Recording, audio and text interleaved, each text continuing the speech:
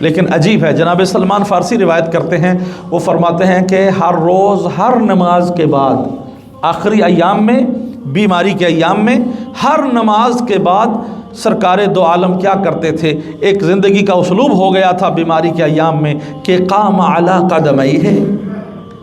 قام علی قدمیہ، اپنے قدموں پہ کھڑے ہوتے۔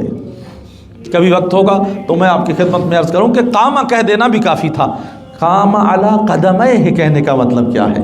قدمیہ اس لیے کہا جا رہا ہے چونکہ سرکار خود اپنی مرضی سے، اپنی طاقت سے اٹھنے کے قابل نہیں تھے،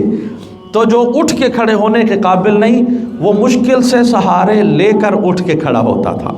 اور پھر لوگوں کی طرف۔ نماز میں آپ کو معلوم ہے، نماز میں رخ ہوتا ہے قبلہ کی طرف، لیکن جب انسان نماز ختم کرتا ہے تو نماز ختم کرنے کے بعد جب نبی کھڑے ہوتے تھے تو اب چہرہ لوگوں کی طرف موڑ کے کھڑے ہو کے ایک جملہ کہتے تھے، من یحبنی فلیتبعنی،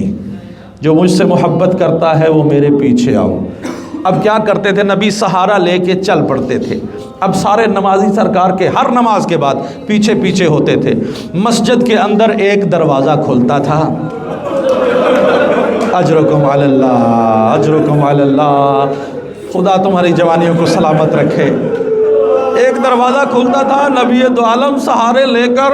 اپنے سارے صحابیوں کو ساتھ لے کر اس دروازے پہ آ جاتے تھے۔ جناب سلمان فارسی کہتے ہیں، ذرا میری طرف توجہ کیجئے گا تاکہ آپ رو سکیں۔ پھر سلمان فارسی کہتے ہیں، وَقَرَأَ الْبَابَ قَرْأً خَفِيفًا، پھر دروازے کو بڑے آرام سے کھٹکھٹاتے تھے۔ میرا دل کہتا ہے ادھر دستک ہوتی ہوگی، اندر سے روتی ہوئی ڈوبی ہوئی آواز آتی ہوگی، بابا آپ بیمار ہیں، بابا آپ کھڑے نہیں ہو سکتے، بابا آپ کیوں ہر وقت ہر نماز کے بعد یہ کرتے ہیں؟ عجب نہیں آواز آتی ہو، زہرا میں تمہارا ادب سکھا رہا، اے فاطمہ میں تمہارے دروازے کا ادب سکھا رہا ہوں۔ بزرگان گرامی میں زیادہ لمبا آپ کو زحمت نہیں دوں گا، آپ اگر میرا ساتھ دیں تو 2 لمحوں میں مجلس مکمل ہے کہ رسالت گرامی ہے۔ آپ 3 مہینے ہر نماز کے بعد، سلمان فارسی کہتے ہیں، اس دروازے پہ آتے تھے، وَقَرَعُ الْبَابَ قَرْأً خَفِيفًا، اور رسول اللہ کا ابھی کفن میلا نہیں ہوا تھا، سارے مسلمان امت محمد اس دروازے پہ آ گئے، اور روایت کہتی ہے وَقَرَعُ الْبَابَ قَرْأً شَدِيدًا، اور اب آ کے زور زور سے دروازے کو پیٹنا شروع کر دیا۔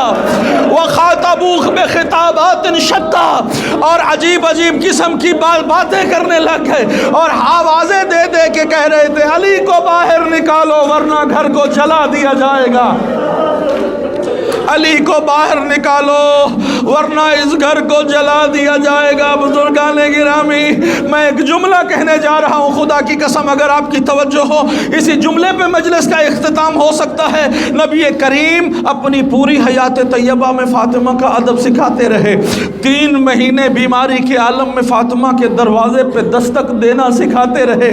لیکن مسلمانوں نے رسول کے کفن میلا ہونے کا انتظار نہیں کیا، اس دروازے پہ آ کے ایسے پیٹنا شروع کیا جس طرح اس دروازے کی توہین کی جا رہی ہو، اور آپ کا دل دکھ گیا۔ میں نے کہا قَرَعُ الْبَابَ قَرْأً شَدِيدًا، اور آپ کی آوازیں بلند ہو گئی ہیں، آپ سارے جوان ہیں، حسین کی ماں کا پرسہ ہے، میرا ساتھ دینا، میں جملہ کہنے لگا ہوں، جو ہاتھ فاطمہ کے دروازے کے قابل نہ تھے وہ فاطمہ کے رخساروں تک پہنچ گئے، جو دروازہ فاطمہ کے لائق نہ تھے وہ فاطمہ کے چہرے تک آئے، فاطمہ کے دونوں رخساروں پہ میری آقازادی کا چہرہ بابا کی قبر کی طرف پھر گیا۔ واہ محمد واہ ابتا ماذا یصنع بعدک بحبیبتک، اے بابا قبر سے باہر آ، تیری بیٹی غریب ہو گئی، اجرکم علی اللہ۔